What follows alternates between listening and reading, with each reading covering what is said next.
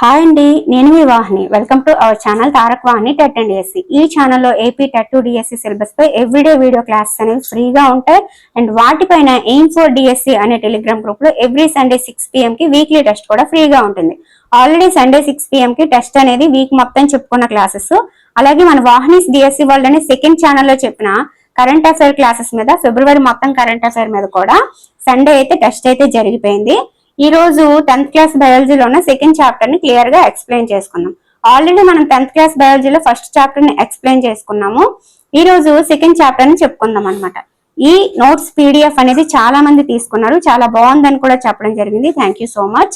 అలాగే ఇంకా ఎవరికైనా 10th క్లాస్ బయాలజీ పీడిఎఫ్ కావాలి అంటే 9494163477 అనే నెంబర్ కి 10th క్లాస్ బయాలజీ పీడిఎఫ్ కావాలని చెప్పి వాట్సాప్ లో 10th క్లాస్ బయాలజీ పీడిఎఫ్ కావాలని వాట్సాప్ లో మెసేజ్ చేయండి. వాళ్ళు మీకు వివరాలు అందిస్తారు. అలాగే మీరు ఆ పీడిఎఫ్ ని తీసుకోవచ్చు అనమాట. లేదా క్లాస్ చూస్తూ కూడా నోట్స్ రాసుకోవచ్చు. కానీ ప్రెసెంట్ అయితే మనకు అంత టైం ఉన్నట్టుగా అనిపించట్లేదు. ఎందుకంటే సెప్టెంబర్ లోనే మనకి స్థానిక ఎన్నికల నోటిఫికేషన్ అనేది రాబోతుంది. సో సెప్టెంబర్ లో స్థానిక ఎన్నికల నోటిఫికేషన్ అంటే వాళ్ళు మనకి అక్టోబర్ లో డిఎస్సి అన్నారు. సో నోటిఫికేషన్ వచ్చిన తర్వాత డిఎస్సి అనేది జరగకపోవచ్చు. కాబట్టి వాళ్ళు పెట్టాలంటే అంతకు ముందే పెట్టాలంటే టెట్ ఎప్పుడు పెడతారు? సో అయితే అన్ని ఫాస్ట్ గా ముందే జరిగిపోవచ్చు, లేదా కాస్త గ్యాప్ తీసుకొని వెనకగా జరగచ్చు. కానీ ఎలా జరుగుతుంది అనేది మనమైతే ప్రెసెంట్ చెప్పలేము. కాబట్టి చదువుకొని ప్రిపేర్డ్ గా ఉండడం మంచిది అనమాట. ఓకే, సో సెకండ్ చాప్టర్ వచ్చేసి నియంత్రణ మరియు సమన్వయం. మనము కేవలం చాప్టర్ లోని ఇంపార్టెంట్ అంశాలు మాత్రమే కాదు, ఆ ఇంపార్టెంట్ అంశాల దగ్గర మనకి బాగా గుర్తుండడానికి పిక్చర్స్ వేయడం, ఇలా మనము పట్టికల రూపంలో రాసుకోవడం, అలాగే ఇలా బొమ్మల్ని కూడా ఉంచుకుంటాం అనమాట. క్లియర్ గా మనకి చూడగానే ఐడెంటిఫై అవ్వడం కోసం. అండ్ వెనకాల ఉన్న మనకి ప్రాక్టీస్ ఎక్సర్సైజెస్ అనేవి ఉంటాయి కదండి. సో ప్రాక్టీస్ బిట్స్ కూడా రాయడం జరిగింది. అలాగే మనకి ఒక పట్టిక ఇచ్చేసి అందులో కొన్ని మనకి ఫిల్ చేయమని ఇచ్చారు, అవి కూడా ఫిల్ చేసేసాము. ఇది అభ్యాసాలు అనమాట. అభ్యాసాలు రాసిన తర్వాత మళ్ళీ ఒక కంక్లూజన్ కోసం, అంటే ఒక షార్ట్ నోట్స్ లా కూడా ఉపయోగపడాలని చెప్పి మనం ఏం నేర్చుకున్నాం అనేది బిట్స్ రూపంలో రాయడం జరిగింది. ఓకేనా? సో ఇప్పుడు మనము సెకండ్ చాప్టర్ ని క్లియర్ గా ఎక్స్ప్లెయిన్ చేసుకున్నాం. వీడియోని చివరి వరకు ఓపిక్ గా చూస్తున్నారంటే మీరు జాబ్ కోసం చాలా ఓపిక్ గా ట్రై చేస్తున్నారని అర్థం. కానీ 2 నిమిషాలు చూసి ఆపేస్తే ఏమీ అర్థం కాదు. ఓకే, పిల్లి పరిగెత్తడం, పిల్లలు ఊయల మీద ఆడుకోవడం, గేదెలు ఆహారాన్ని నెమరవేయడం, ఇవన్నీ కూడా పెరుగుదల వల్లే వచ్చే కదలికలు కావు. అంటే పరిసరాల్లో మార్పుకు జీవి చూపే ప్రతిస్పందనని మనము కదలిక అంటాం. అలాగని అవి చూపే కదలికలన్నీ పెరుగుదల వల్ల వచ్చినవి కాదనమాట. వచ్చే ప్రతి కదలిక కూడా పెరుగుదల వల్ల వచ్చేది కాదనమాట. దానికి ఎగ్జాంపుల్ గా మనము పిల్లి పరిగెత్తడం, పిల్లలు ఊయల మీద ఆడుకోవడం, ఇవన్నీ కూడా చెప్పుకున్నాము. చేయవలసిన కదలిక అనేది దానిని ప్రేరేపించే సంఘటన మీద ఆధారపడి ఉంటుంది అనమాట. అలాగే ప్రయోజనం ఆధారంగా కూడా ప్రతిస్పందన అనేది ఉంటది. ఇప్పుడు మొక్కలు సూర్యరశ్మి సోకే వైపుకు పెరగడం, అలాగే పిల్లలు ఊగిలు ఊగడం అనేది దేనికి? ఆనందం కోసం ఊగుతారు. ఆహారం నెమరవేయడం అనేది జీర్ణం అవడం కోసం. కాంతి కళ్ళ మీద పడినప్పుడు లేదా వేడి వస్తువును మనం తాకినప్పుడు మనం చేసే కదలిక ఏంటి? మనల్ని మనం రక్షించుకోవడం కోసం. ఇలా ప్రతి ఒక్కటి కూడా ఆ ప్రయోజనం ఆధారంగా కూడా మనము ప్రతిస్పందనని చూపిస్తామన్నమాట. అలా పరిసరాల్లో మార్పుకు జీవి చూపించే ప్రతిస్పందని కదలిక అని చెప్తాము. నియంత్రిత చలనం పరిసరాల్లోని వివిధ సంఘటనలు గుర్తించి ప్రతిస్పందనగా సరైన చలనాన్ని మాత్రమే అనుసరిస్తూ అనుసంధానించబడి ఉంటదన్నమాట. బహుకణ జీవులలో శరీర వ్యవస్థ యొక్క సాధారణ సూత్రాలకి అనుగుణంగా ఈ నియంత్రణ మరియు సమన్వయ కార్యకలాపాలను అందించడానికి ప్రత్యేక కణజాలాలు అనేవి ఉపయోగించబడతాయి. బహుకణ జీవుల శరీరం అంటే ఏంటి? చాలా రకాల కణాలు కణజాలాలు ఉంటాయని అర్థం. సో అవి ఒక్కొక్క పనికి ఒక్కొక్క ప్రత్యేక కణజాలం అవి యూజ్ చేసుకుంటాయి అన్నమాట. జంతువులలో నియంత్రణ సమన్వయం నాడీ మరియు కండర కణజాలాల ద్వారా నిర్వర్తించబడుతుంది. మనము పరిసరాల్లో ఉండే మొత్తం సమాచారాన్ని నాడీ కణాలలో చివర ఉండే భాగాల ద్వారా తెలుసుకుంటాం. ఈ గ్రాహకాలు మన లోపలి చెవి, ముక్కు, నాలుక మొదలైన జ్ఞానేంద్రియాల్లో ఉంటాయి. రుచి గ్రాహకాలు రుచిని గుర్తిస్తే, గ్రాణ గ్రాహకాలు వాసనను గుర్తిస్తాయి అన్నమాట. నాడీ కణం యొక్క డెండ్రైట్ల కొనలు రాబట్టిన ఈ సమాచారంలో విద్యుత్ ప్రేరణ సృష్టించే రసాయనిక ప్రతిచర్యని ఏర్పరుస్తుంది. విద్యుత్ ప్రేరణ డెండ్రైట్ నుండి కణదేహానికి, అక్కడి నుండి ఆక్సాన్ చివర వరకు ప్రయాణిస్తుంది అనమాట. ఆక్సాన్ చివర విద్యుత్ ప్రేరణ వలన కొన్ని రసాయనాలని విడుదలవుతాయి. ఈ రసాయనాలు ఖాళీ లేదా నాడీ కణసంధి అనే సినాప్స్ ని దాటి తరువాత నాడీ కణమైన డెండ్రైట్ లో ఇదే విధమైన విద్యుత్ ప్రేరణని ప్రేరేపిస్తాయి. ప్రేరణలను న్యూరాన్ల నుండి కండరాల కణాలు లేదా గ్రంథి వంటి ఇతర కణాలకు అందించడానికి తోడ్పడేది నాడీ సంధి అన్నమాట, సినాప్స్ అనేది. నాడీ కణాలు లేదా న్యూరాన్ల యొక్క వ్యవస్థీకృత వలయంతో రూపొందిన నాడీ కణజాలం శరీరంలో ఒక భాగం నుండి మరొక భాగానికి విద్యుత్ ప్రేరణల ద్వారా సమాచారాన్ని చేరవేయడంలో ప్రత్యేకతని కలిగి ఉంటుంది. ఇప్పుడు చెప్పుకునేదంతా కూడా నియంత్రణ చర్యలు అన్నమాట. అంటే ఒక నియంత్రణ ఆధారంగా జరుగుతాయి. అంటే ఆ టైంకి అది జరగాలి, ఎంత జరగాలి అంతే జరగడం. ఇదంతా కూడా మనము పరిసరాల నుంచి కొంత గ్రహించిన తర్వాత అవి ఏదైతే మనం ఇప్పుడు చెప్పుకున్నామో నాడీ కణాలు ఇవన్నీ కూడా వాటి ద్వారా మన మెదడుకి చేరి అక్కడ నుంచి మళ్ళీ మనకి ఇన్ఫర్మేషన్ వచ్చి మన శరీరం అయితే స్పందిస్తుంది. సో ఇదంతా కూడా నియంత్రణ, అంటే ఒక కంట్రోల్డ్ సిస్టమ్ లో జరుగుతుంది. మరి అలా కాకుండా జరిగితే వాటిని ఏమంటారు ఇప్పుడు తెలుసుకుందాం. పరిసరాలలో దేనికైనా ప్రతిస్పందనగా మనం చూపే కొన్ని ఆకస్మిక చర్యలు ఉంటాయి. అంటే వెంటనే అది అంటే మనం అనుకొని మన మెదడుకి సమాచారం వెళ్ళి మన శరీరం స్పందించడం కాదు, ఆకస్మికంగా వెంటనే చేస్తాం అన్నమాట. సో అటువంటి ఆకస్మిక చర్యల గురించి వాడే పదాన్ని మనము అసంకల్పిత ప్రతీకార చర్య అంటాము. ప్రసార మార్గం చుట్టూ నాడీ ప్రచోదనాలు పంపబడితే ఆలోచన కూడా అలాంటి ప్రచోదనాలను సృష్టించడంలో భాగమవుతుంది. ఆలోచన ఒక సంక్లిష్టమైన కార్యకలాపం కాబట్టి ఇది అనేక నాడీ కణాల నుండి వెలువడే అనేక నాడీ ప్రచోదనాల యొక్క సంక్లిష్టమైన పరస్పర చర్యగా ఉంటుందన్నమాట. శరీరంలోని ఆలోచన కణజాలం సంక్లిష్టంగా అమర్చిన దట్టమైన న్యూరాన్ వలయాలను కలిగి ఉండి పుర్రె ముందు భాగంలో ఉండి ఆలోచించాల్సిన సంకేతాలని శరీరం అంతటి నుండి అవి వాటికి ప్రతిస్పందించడానికి ముందుగానే అందుకుంటది అన్నమాట. ఈ సంకేతాలను స్వీకరించడానికి పుర్రెలోని మెదడులో ఉండే ఆలోచన భాగం శరీరంలోని వివిధ భాగాల నుండి వచ్చే నాడులకి అనుసంధానమై ఉంటుంది. వేడిని గుర్తించే నాడులను కండరాలను కదిలించే నాడులతో సరళంగా అనుసంధానించబడి సంకేతాన్ని గుర్తించడం. అంటే వేడి తగిలింది అనగానే దానికి వెంటనే ప్రతిస్పందించే ప్రతిచర్య ఏంటి? చెయ్యి వెనక్కి తీసేసుకోవడం అన్నమాట. అంటే అవుట్పుట్ ఏమవుతుంది? ప్రాసెస్ అంతా కంప్లీట్ అవ్వకుండానే వెంటనే మనకు వచ్చేస్తుంది. సో అలా వెంటనే అవుట్పుట్ త్వరగా పూర్తయిపోతుంది. ఇటువంటి సంధానాన్ని మనము అసంకల్పిత ప్రతీకార చర్య చాపం అంటాం అన్నమాట. ఓకేనా? సో ఏంటంటే వేడిని గుర్తించే నాడులు కండరాలను కదిలించే నాడులతో, అంటే వేడి గుర్తించిన వెంటనే కదిలించే నాడులు ఏవైతే ఉంటాయో వాటితో అనుసంధానించబడి ఉంటాయి అన్నమాట.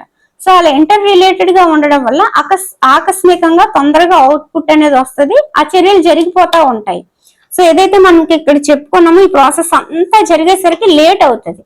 అలా కాకుండా ఇలాంటివి జరిగినప్పుడు వెంటనే అవుట్పుట్ వస్తుంది అనమాట. సో వాటిని మనము అసంకల్పిత ప్రతీకార చర్య చాపం అంటాం. ఈ సంధానాన్ని, ఆ చర్యలని అసంకల్పిత ప్రతీకార చర్యలు అంటారు. ఇప్పుడు నియంత్రిత చర్యలు ఎలా ఉంటాయి, అసంకల్పిత ప్రతీకార చర్యలు ఎలా ఉంటాయి, ఈ ప్రాసెస్ మొత్తం ఏ విధంగా జరుగుతుంది, ఇది ఎలా ఉంటుంది అనేది తెలుసుకున్నాం. శరీరం అంతటి నుండి వచ్చే నాడులు మెదడు వెళ్లే మార్గంలో వెన్నుపాములో ఒక కట్టగా కలుస్తాయి. సమాచారం మెదడు కూడా వెళుతున్నప్పటికీ అసంకల్పిత ప్రతీకార చర్య చాపాలనేవి వెన్నుపాములోనే ఏర్పడతాయి అన్నమాట. చాలా జంతువులు మనకి అడగొచ్చు, అసంకల్పిత ప్రతీకార చర్య చాపాలు ఎక్కడ ఏర్పడతాయి, మెదడ, వెన్నుపామ, ఇంకేదైనా అని చెప్పి. సో వెన్నుపాములు ఏర్పడతాయి అనేది మనం గుర్తుపెట్టుకోవాలి. చాలా జంతువుల్లో ఆలోచనకు అవసరమైన సంక్లిష్టమైన నాడీ కణాల వలయం చాలా తక్కువగా ఉంటది లేదా అసలు ఉండదు అనమాట. కాబట్టి నిజమైన ఆలోచన ప్రక్రియలు లేనప్పుడు అసంకల్పిత ప్రతీకార చర్యాచాపం వ్యవస్థలు సమర్థవంతంగా పనిచేసే మార్గాలుగా అభివృద్ధి చెంది ఉంటాయి అన్నమాట. ఇప్పుడు మానవ మెదడు గురించి తెలుసుకుందాం. వెన్నుపాము ఆలోచించడానికి అవసరమైన సమాచారాన్ని అందించే నాడులతో రూపొందించబడింది. ఆలోచన చాలా సంక్లిష్టమైన యాంత్రికాలను, నాడీ సంధానాలను కలిగి ఉంటుంది. ఇవి శరీరం యొక్క ప్రధాన సమన్వయ కేంద్రమైన మెదడులో కేంద్రీకృతమై ఉంటాయి. మెదడు, వెన్నుపాము కలిసి కేంద్ర నాడీ వ్యవస్థను ఏర్పరుస్తాయి. అవి శరీరంలోని అన్ని భాగాల నుండి సమాచారాన్ని అందుకొని వాటిని ఏకీకృతం చేస్తాయి. తదుపరి ఏం చేయాలో నిర్ణయించుకున్న దానిపై ఆధారపడేవి నియంత్రిత చర్యలు అన్నమాట. సో ఇప్పుడు నియంత్రిత చర్యలు అనేవి ఏ విధంగా ప్రాసెస్ అవుద్దని ఇంకా క్లియర్గా అర్థమైంది కదా. ఇప్పుడు సంకేతాలను మెదడుకి వెళ్తాయి. అక్కడ నుంచి మెదడు ఏం చేస్తుంది, తిరిగి కండరాలకు సందేశాలు పంపుతుంది. కాబట్టి నాడీ వ్యవస్థ కండరాలతో చేసే సమాచార ప్రసారానికి రెండవ మార్గం అన్నమాట. నెక్స్ట్ ఏం జరుగుతుంది, పరిధీయ నాడీ వ్యవస్థ అనేది శరీరంలోని ఇతర భాగాల మధ్య సమాచార ప్రసారం జరుగుతుంది. ఇది ప్రాసెస్. కేంద్ర నాడీ వ్యవస్థలో మెదడు నుండి ఉత్పన్నమయ్యే కపాల నాడులు, వెన్నుపాము నుండి ఉత్పన్నమయ్యే కశేరు నాడులతో కూడిన నాడీ వ్యవస్థను మనం పరిధీయ నాడీ వ్యవస్థ అంటాం. మెదడు 3 ప్రధాన భాగాలు లేదా ప్రాంతాలను కలిగి ఉంటుంది. అవి ముందు మెదడు, మధ్య మెదడు, వెనుక మెదడు. ఆలోచనల్ని కలిగించే మెదడు యొక్క ప్రధాన భాగం ఏది అంటే ముందు మెదడు. వినికిడి, వాసన, చూపు మొదలైన వాటికి ప్రత్యేకించిన ప్రాంతాలను కలిగి ఉంటుంది ముందు మెదడు. వివిధ గ్రాహకాల నుండి జ్ఞాన సమాచారాన్ని స్వీకరించి మిగతా సమాచారంతో కలిపి విశ్లేషించేందుకు నిర్దేశించిన ప్రత్యేక ప్రాంతాలు ఉన్నాయన్నమాట ముందు మెదడులో. తినేటప్పుడు సరిపడినంత తిన్నామా, కడుపు నిండిందే, ఇలాంటి భావనలన్నీ కూడా ముందు మెదడులోనే మనకు జరుగుతాయి. అలాగే ముందు మెదడులోని ఆకలితో సంబంధం కలిగి ఉన్న కేంద్రం కారణంగా ఆ అనుభూతి కలుగుతుంది అన్నమాట. అనియంత్రిత చర్యలు చాలా వరకు మధ్య మెదడు, వెనుక మెదడు ద్వారా నియంత్రించబడతాయి. అంటే ఫుడ్కి లాలాజలం ఊరడం, కంటిపాప పరిమాణం సమయాన్ని బట్టి మారడం, ఇవన్నీ కూడా మనకి అనియంత్రిత చర్యలకు ఎగ్జాంపుల్ గా చెప్పుకోవచ్చు. ఇప్పుడు ఫుడ్ ఎదురుగా పెట్టిన వెంటనే ఫుడ్ ఎక్కడ ఉంది, మనం ఇప్పుడు లాలాజలం బయటికి వదలాలి, ఇదంతా మెదడుకి సంకేతాలు వెళ్ళి మెదడు మనకి మళ్ళీ సంకేతాలు పంపడం అనేది జరగదు. ఫుడ్ చూడగానే లాలాజలం, సో ఇదేంటిది అనియంత్రిత చర్య అనమాట. ఇప్పుడు కళ్ళు ఎలా ఉంచాము, వెంటనే టార్చ్ లైట్ ఏదో కంట్లో వేశారు, అప్పుడు ఏమవుతుంది, కళ్ళు అనేవి పెద్దవి చేస్తాం లేదా మూసుకుంటాయి, ఇలా ఏదో ఒకటి జరుగుతుంది అనమాట. సో కంటిపాప పరిమాణాన్ని అనేది సమయాన్ని బట్టి మార్చేస్తూ ఉంటాం. సో ఇవన్నీ కూడా మనకి అనియంత్రిత చర్యలు కాబట్టి మధ్య మెదడు, వెనుక మెదడు ద్వారా నియంత్రించబడతాయి. ఇప్పుడు మధ్యాముఖం, వెనుక మెదడులోని భాగమే మధ్యాముఖం అన్నమాట. ఇందులో రక్తపీడనం, లాలాజలం స్రవించడం, వాంతులు అవడం వంటి అనియంత్రిత చర్యలన్నీ కూడా వెనుక మెదడులోని మధ్యాముఖం ద్వారా నియంత్రించబడతాయి.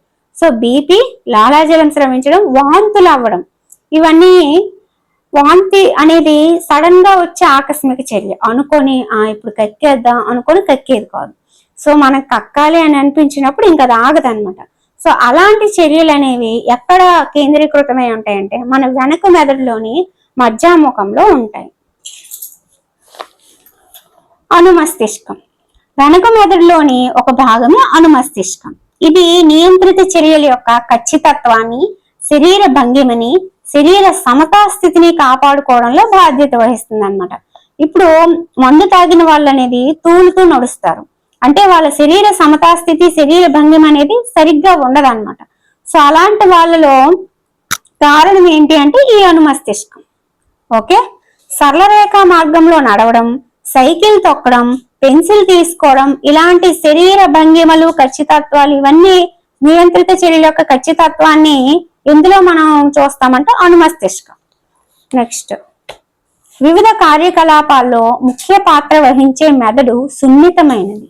మెదడును అఘాతాల నుండి రక్షించేందుకు శరీరంలోని ఎముకల పెట్టె లోపల ద్రవంతో నిండిన బెలూన్లో అమరి ఉంటుంది.